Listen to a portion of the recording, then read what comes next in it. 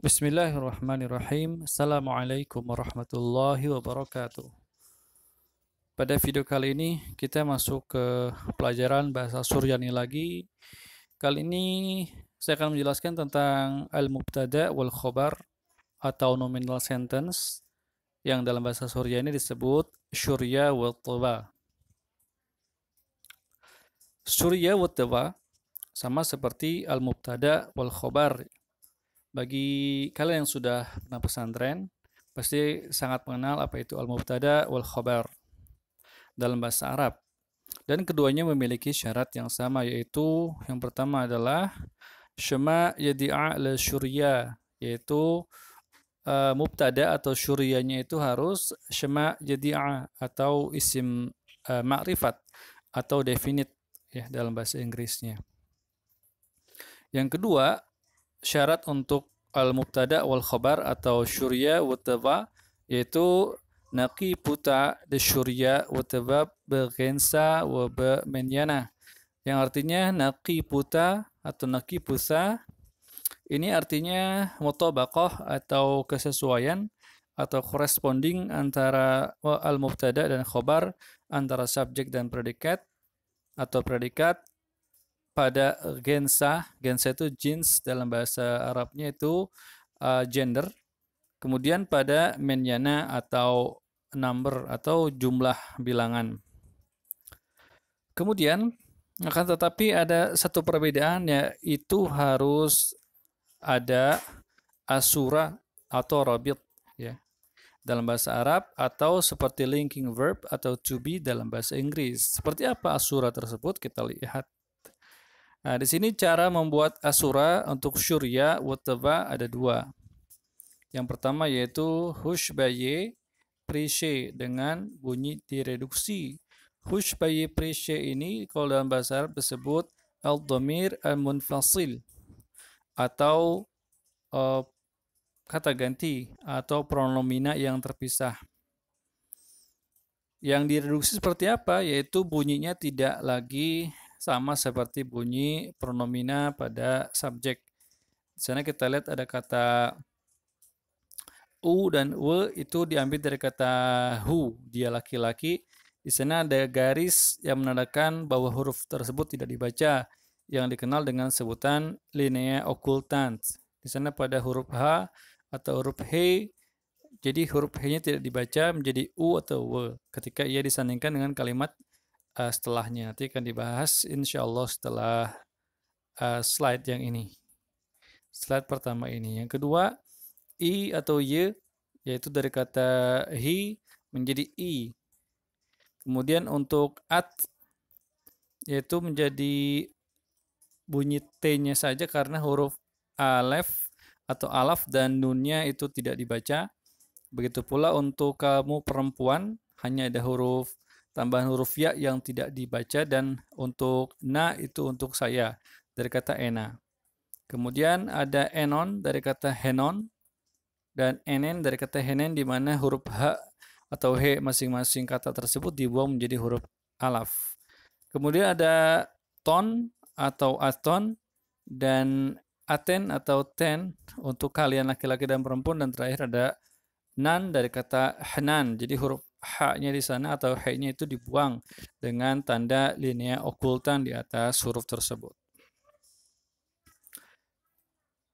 Di sini kita lihat contohnya agar kita lebih paham bagaimana cara membuat syurya wataba atau al-mubtada wal khabar dalam bahasa Suryani. Di sana contoh pertama, Muhammad Shalihau, yang artinya Muhammad adalah utusan atau Muhammad Rasulullah. Jadi Shliha itu artinya utusan. Nah, di sana ada huruf yang berwarna merah baik dalam bahasa Suryani ataupun bahasa Indonesianya, menandakan dia adalah asura atau robitnya. Muhammad Shalihau. Nah, dia ada di akhir khobar atau taibanya. Contoh kedua, atiru malka, yang artinya atiru yaitu raja tersebut kaya. Nah, di sana ada perbedaan bunyi. Yang pertama au atau shlihau, sementara yang kedua u. Kapan menggunakan huruf u? Yaitu ketika kata sebelumnya itu berakhiran huruf konsonan seperti kata atir, di mana dia berakhiran huruf resh. Jadi dibacanya atiru. Atiru malka, raja itu kaya. Jadi kalau kita buat mubtada wal khabar atau syurya whatever dengan menggunakan adjektif atau kata sifat, maka adjektifnya berada di awal kalimat dengan bentuk absolut yang nanti insya Allah akan kita bahas apa itu bentuk absolut, apa itu bentuk emfatik, dan lain sebagainya. Yang ketiga, kalimatnya Syarin Politai Syapirta, yang arti Syarin seorang gadis yang cantik. Di sana asurnya yaitu bunyi I yang menempel pada kata Polita, ya artinya gadis perempuan. Di sana bunyinya I, dan kita lihat bandingan di kalimat berikutnya. Ganta tahati, di sana baca bukan ta tapi tahati, regla de emahata. Ini adalah terjemahan dari hadis al-jannah tahta qadami al-ummahat. Ya, jadi surga terletak di bawah kaki ibu. Nah, di sana contohnya yaitu kata tahati, di mana bunyinya menjadi i karena sebelumnya ada huruf yang mati atau sukun atau sywa, yaitu huruf taf. Contoh berikutnya itu mashlaman at. Di sana ada kata yang ada dalam kurung. Di sana artinya boleh dibuang karena dengan mashlamat artinya kita sudah tahu bahwasanya yang dimaksud adalah engkau. Jadi boleh kita katakan at mashlamat atau mashlamat sudah cukup. Artinya kamu seorang muslim. Jadi mashlaman itu artinya muslim, kemudian diikuti oleh asura at. Contoh berikutnya adalah hakimat. Hakimat. Ini adalah bentuk perempuan untuk at-nya. Di sini tidak terlihat dalam pengucapan, tapi dalam tulisan terlihat karena di sana huruf yod yang tidak diucapkan. Kemudian ada contoh berikutnya krihna. Krihna artinya aku sakit. Itu boleh kita ucapkan ana krihna atau ena krihna dengan dibuang subjek awalnya, jadi cukup krihna saja dalam bentuk singkatnya. Yang terakhir ada kata abdenan. Abdenan, kami adalah para hamba Allah gitu ya. Abdenan. Asalnya adalah hanan abdenan. Hanannya dibuang karena sudah dapat dipahami dengan kata ganti yang menempel pada kata abde, yaitu abdenan. Asura, orang ketiga tunggal dan jamak dapat digunakan untuk semua pronomina. Di sini uniknya bahasa Suryani. Jadi untuk menggunakan kata we atau u atau enon atau enen dan juga i dan y itu bisa digunakan untuk semua pronomina. Kita lihat contohnya atu rahim. Ya, di sini ada kata at yaitu orang kedua tunggal, kamu ya, atau anta. Sementara asura yang menggunakan orang ketiga tunggal yaitu hu. Jadi atu rahim, engkau adalah sahabatku. Rahim adalah diambil dari kata rahma yang artinya sahabat. Ketika disambungkan dengan pronomina kepemilikan saya menjadi rahim, sahabatku. Kemudian aton enon talmide, kalian semua adalah atau kalian adalah para murid. Di sana aton orang kedua jamak dan diikuti dengan asura orang ketiga jamak itu enon. Asura umumnya terletak setelah toiba atau predikatnya, tetapi terkadang terletak setelah surya atau subjeknya. Kita gunakan kalimat yang sebelumnya itu ganta tehati regla de emahata. Ini bentuk umumnya, yaitu asura berada setelah toibanya atau predikatnya, sementara bentuk lainnya bisa juga kita memindahkan asura tepat di belakang subjeknya menjadi gansai tehat regla de emahata. Yang kedua yaitu menggunakan it, kata it juga hushbeye shibise, yaitu dhamir al-munfasil atau kata ganti yang terpisah.